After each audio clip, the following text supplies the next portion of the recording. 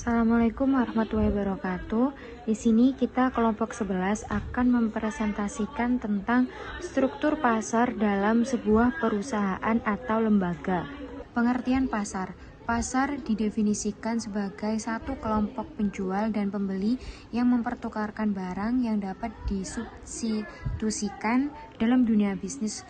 Produk yang berbeda sebenarnya dijual di daerah yang terpisah secara geografi. Pasar dalam arti sempit adalah tempat bertemunya penjual dan pembeli.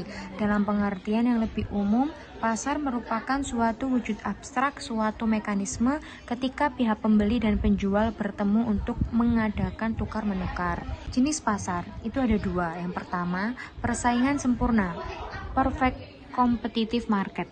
Yang kedua, pasar dengan persaingan tidak sempurna, imperfect competitive market.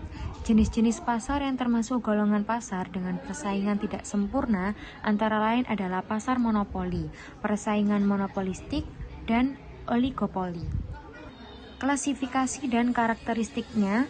4 jenis struktur pasar adalah 1. Persaingan sempurna, 2. Persaingan monopolistik, 3. Oligopoli, 4. Monopoli. Persaingan sempurna. Dalam suatu pasar persaingan sempurna, sejumlah besar penjual dan pembeli suatu barang memastikan bahwa tidak satu pun penjual atau pembeli dapat mempengaruhi harga. Kekuatan pasar penawaran dan permintaan menetapkan harga. Kedua, persaingan monopolistik. Dalam suatu pasar persaingan sempurna, sejumlah pasar penjual dan pembeli suatu barang memastikan bahwa tidak satu pun penjual atau pembeli dapat mempengaruhi harga. Kekuatan pasar penawaran dan permintaan menetapkan harga.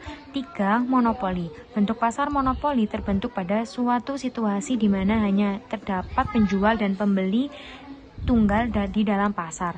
4. Oligopoli. Secara teori market struktur yang oligopoli di mana pasar hanya memiliki beberapa perusahaan, biasanya 2-3 perusahaan yang memiliki posisi dominan dan menunjukkan hubungan saling ketergantungan satu sama lain, sementara sisanya adalah perusahaan yang kecil-kecil. Faktor-faktor yang menentukan struktur pasar. 1. Jumlah penjual atau produsen. Jumlah produsen akan menentukan jumlah penjual dalam satu industri atau pasar. Semakin banyak produsen yang memproduksi barang yang sama, maka akan semakin keras persaingan dalam pasar. Hal ini akan mendorong produsen bekerja secara efisien atau kualitas produknya semakin unggul. Yang kedua, jenis atau sifat barang yang dihasilkan perusahaan. Jenis atau sifat barang yang dihasilkan oleh perusahaan juga akan menentukan struktur pasar. Misalkan, yang dihasilkan sama dengan homogen atau berbeda dan tidak dapat diganti dengan produk yang dihasilkan oleh produsen lain. Pangsa pasar. Setiap perusahaan memiliki pangsa pasarnya sendiri-sendiri yang besarnya berkisar antara 0% hingga 100% dari total penjualan seluruh pasar. Pangsa pasar dalam praktek bisnis merupakan tujuan atau motivasi perusahaan. Perusahaan dengan pangsa pasar yang lebih baik akan menikmati keuntungan dari penjualan produk dan kenaikan harga sahamnya.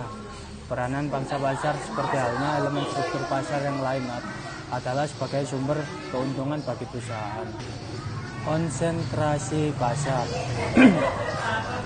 Konsentrasi merupakan kombinasi pangsa pasar dari perusahaan-perusahaan oligopolis yang saling ketergantungan satu sama lain. Kelompok perusahaan ini terdiri dari 2-8 perusahaan. Leonard Weiss mengatakan bahwa terdapat hubungan yang positif antara keuntungan profit dengan produk-produk konsentrasi tertinggi. Perilaku industri. Perilaku diartikan sebagai cara yang dilakukan oleh sebuah perusahaan untuk mendapatkan pasar. Perilaku merupakan pola tanggapan dan penyesuaian berbagai perusahaan yang terdapat dalam suatu industri untuk mencapai tujuannya dan menghadapi persaingan. Strategi penetapan harga suatu industri tergantung dari beberapa faktor produksi, terutama bahan baku. Semakin mahal biaya faktor-faktor produksi, maka harga jual suatu produk juga akan semakin mahal.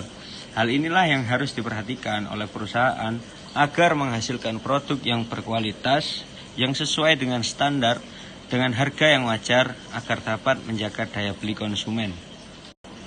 Produk adalah segala sesuatu yang dapat ditawarkan kepada pasar untuk memuaskan suatu keinginan atau kebutuhan, termasuk barang fisik, jasa, pengalaman, properti, dan informasi. Perusahaan-perusahaan yang bergerak di dalam suatu industri akan melakukan strategi dalam mengeluarkan produknya. Strategi promosi merupakan strategi lainnya yang dilakukan oleh produsen selain melakukan strategi harga dan produk. Strategi promosi dilakukan untuk meningkatkan volume penjualan dan menarik pelanggan. Promosi dilakukan melalui penyebaran informasi mengenai produk melalui media massa, baik dalam bentuk media cetak ataupun media elektronik. Strategi distribusi. Produsen melakukan strategi distribusi bertujuan agar produk yang dihasilkan dapat didistribusikan secara optimal, sehingga dapat memenuhi kebutuhan konsumen dan memberikan keuntungan bagi perusahaan. Terima kasih dan mohon maaf apabila banyak salah. Sekian presentasi dari kelompok 11. Wassalamualaikum warahmatullahi wabarakatuh.